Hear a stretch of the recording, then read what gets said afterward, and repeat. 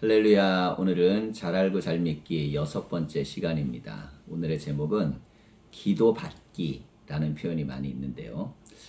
이 표현의 의미는 함께 기도하기라는 내용을 담고 있습니다. 그래서 오늘 기도받는 것과 함께 기도하는 것은 어떤 관계인가 라는 말씀을 함께 나누겠습니다. 오늘은 한 가정의 간증문을 먼저 읽어드리려 그러는데요.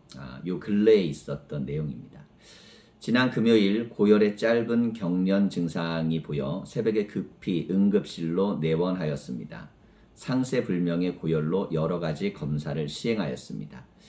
어린아이인데 5살짜리 아이예요. 이 아이가 갑자기 고열이 생긴 겁니다.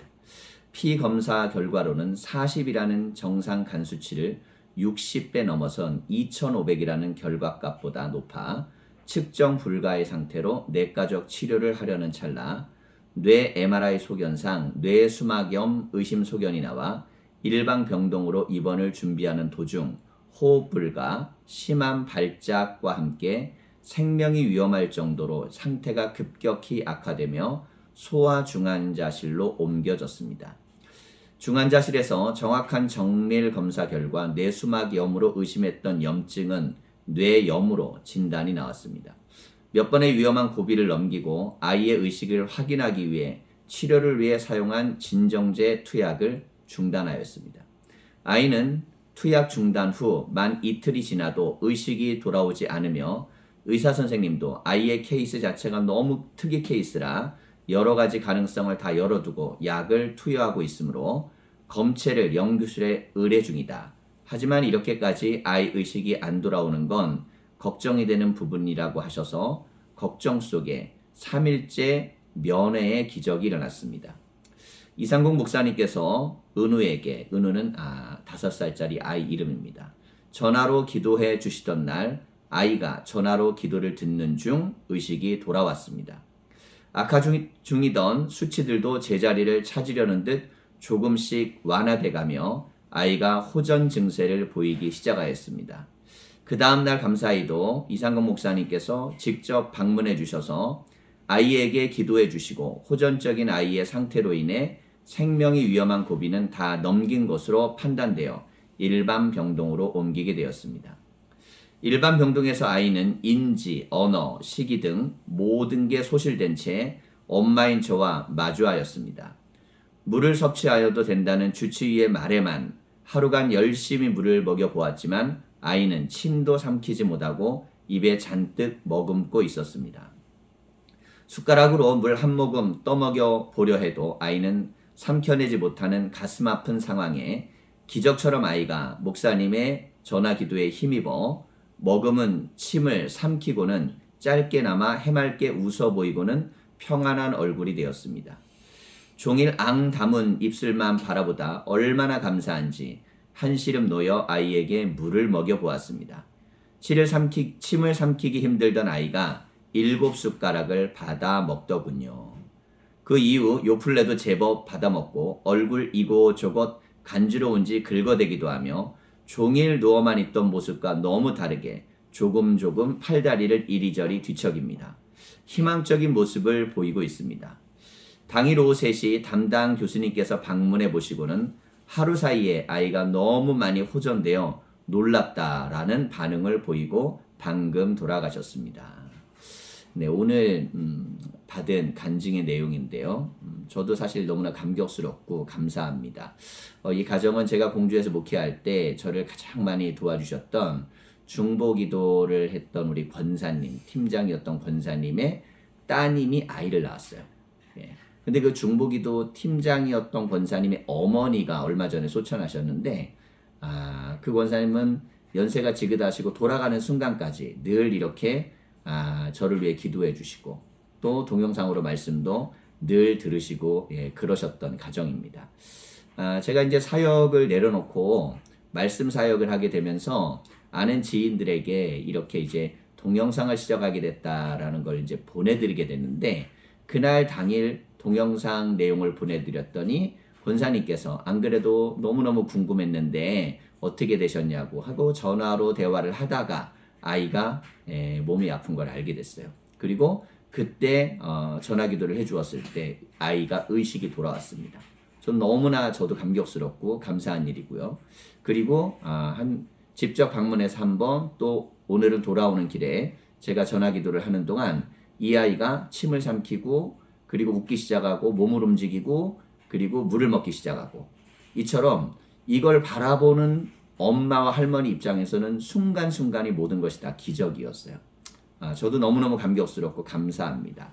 하나님은 이처럼 우리의 기도를 들으시고 또 치유하시는 분이세요. 제가 이렇게 이제 오늘 간증 내용을 함께 나누는 이유는 이 아이의 이름이 은우인데 이 아이가 속히 완쾌돼서 완전히 될 수 있도록 이 영상을 시청하시는 모든 분들도 함께 기도를 해주셨으면 좋겠어요. 자, 오늘은 기도를 받는다라는 말을 좀 살펴보려고 합니다. 제가 전화 기도를 해드리고 혹은 직접 기도를 하죠. 그러면 저는 능동이 되고 상대방은 수동이 됩니다. 그런데 사실 엄밀하게 이야기하면 기도는 누구에게 받는 게 아니고 기도는 하나님께 드리는 것입니다. 저도 하나님께 기도를 드리는 것이고 그분도 하나님께 기도를 드리는 거예요. 그래서 우리가 함께 하나님께 기도를 드리는 것입니다. 그래서 이 기도가 하나님 앞에 올라가서 역사가 일어나는 것이죠. 마태복음 9장 20절 22절을 보면 12해 동안이나 혈루증으로 앓는 여자가 예수에 대해 와서 그 고독가를 만지니 이는 제 마음에 그 겉옷만 만져도 구원을 받겠다 함이라. 예수께서 돌이켜 그를 보시며 이르시되 딸아 안심하라 네 믿음이 너를 구원하였다 하시니 여자가 그 즉시 구원을 받으니라 라고 말씀합니다. 이 말씀을 보면 능력이 예수님에게서 나갔어요. 하지만 예수님은 그 딸의 믿음이 구원했다고 이야기합니다. 능력이 100% 예수님에게 있어도 그녀에게 마음의 믿음과 간구와 기도가 없었다면 역사가 일어나지 않았겠죠. 한전에서 전기를 생산합니다. 집집마다 보냅니다. 선풍기 코드를 꽂지 않으면 선풍기는 돌아가지 않아요. 그러나 꽂으면 돌아가죠. 이미 선풍기 안에는 돌아가는 능력이 있기 때문입니다. 이게 믿음이에요. 믿음이란 내 모든 걸 회복시킬 수 있는 능력이 믿음입니다. 그럼 기도는 뭘까요? 선풍기에 코드를 꽂는 겁니다. 믿음을 가지고 기도하면 역사가 일어나는 거죠.